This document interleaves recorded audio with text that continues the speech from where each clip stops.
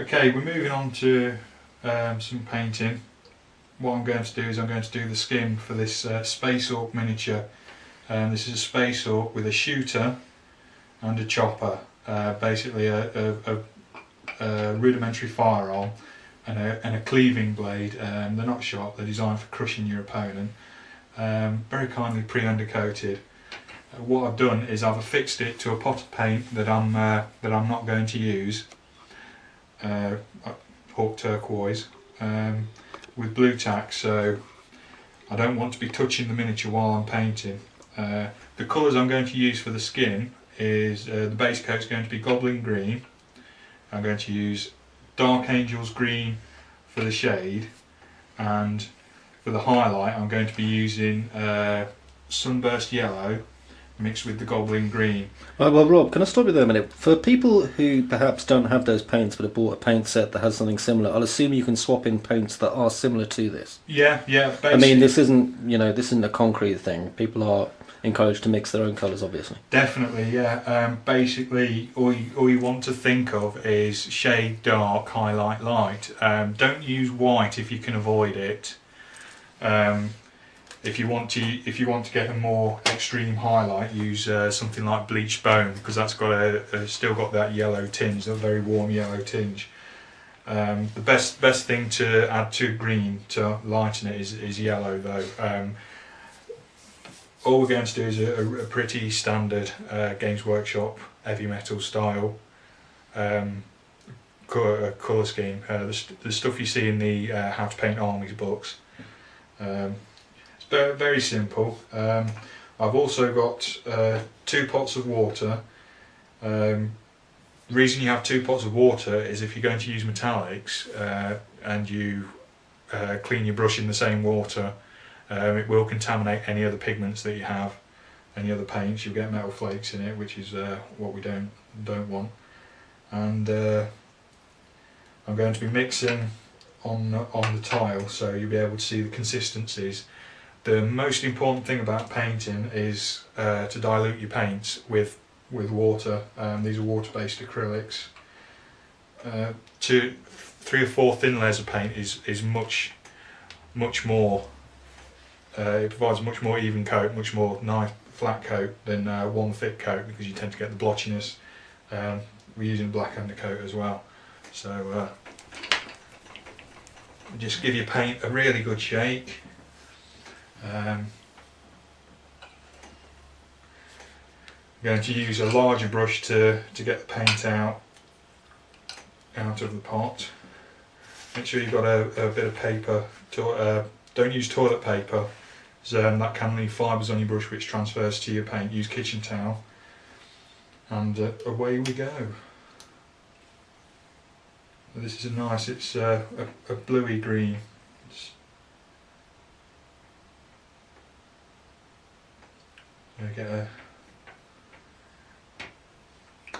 I tend to use slightly more than I need, because pots of paint are only about £3 a pop, so they're not that expensive. It's very much into the realm of a pocket money thing if you're a kid, and for an adult it's something that you can really pick up in a lunchtime. Yeah, definitely. It's I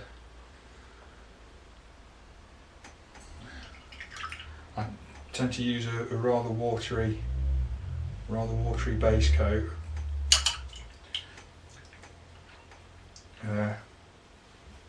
When you finish, when you clean your miniature, you need to get your brush to a point. If you have a look at that tip, that's got quite a nice point on it. If you just basically stick it in your mouth and form the point with your tongue, you'll be fine. So, and make sure you keep all these little sheaths to protect your brushes. Yes, I remember as a young person, when I first got into Warhammer. I say young. The first thing I always used to do with the brushes was throw away the plastic sleeves. Yeah. Yeah, this is probably why I wasn't really a great quality painter, unfortunately. It's also why all my brushes were really splayed. Yeah, if they splay, then they're pretty much only useful for dry brushing. So if we start just putting the paint on, you can see it's very, very thin, and it is going to take several coats. Okay. Okay, you want to try to get the flesh colour on the flesh on the fleshy areas, but it's no big deal at this stage because the undercoat, the base coat, is very, very thin. You can see over here some of the pigments separating. You're getting your yellow. So.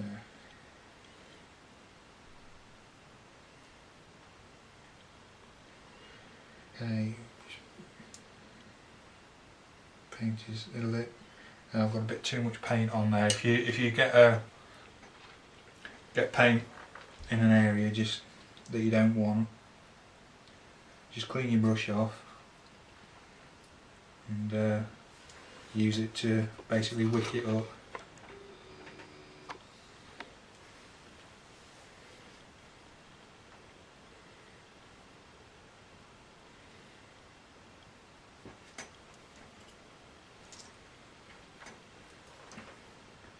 I must say it's a nice quiet environment for painting in here, though. It is. It's very nice. I normally have some music playing in the background. I would love to have some music playing in the background. Unfortunately, for the rules of copyright and not wanting to pay the various music companies vast sums of money so that our watchers can enjoy the fine strains of Metallica, we unfortunately don't have that option. I'm short of using a student band to play a fill in the corner, which would be horrifying. And very cramped. Very cramped in this top quality Primet-up recording studio.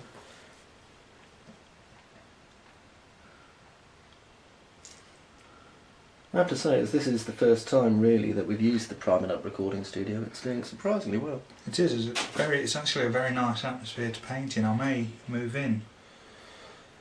I'm not actually sure if you'd be able to kind of lie down without cramp in here.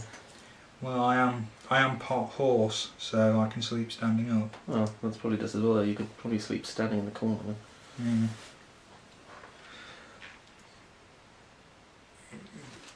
Okay, this is a touch awkward to get to. I mean, normally, personally, I would leave at least one arm off or glue the head on later. Yeah, I mean, this is one of those cases really, you're going to get this quite a lot, especially if you're fairly new to modelling. Well, new to painting models and building the models up. You're going to get to a point where perhaps you've built your model, and really the advised way to paint them for your own ease is to do it unassembled, as I recall you were saying. Yeah. But this piece here was assembled by keen, small hands. It is actually a good exercise though in brush control. You've got to do your best. You've got to manoeuvre the brushes in.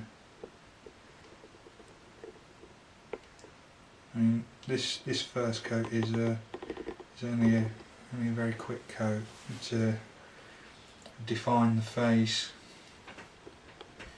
If you'll notice, I've left the eyes alone, so because the eyes sink in. That's a level of shading, and then we can just paint the red on, because orcs have red eyes. I'm just going to paint under his chin, which is where the brush is going. It's really quite good how the black undercoat really does highlight that quite nicely, doesn't it? It does, yeah. It is a very good. I mean, I remember the first time I painted over a black undercoat. It was just completely foreign, because I normally used to paint with a white undercoat because it shows the colours correctly. Because black isn't really a colour; it's more the absence of colour. Yeah. So.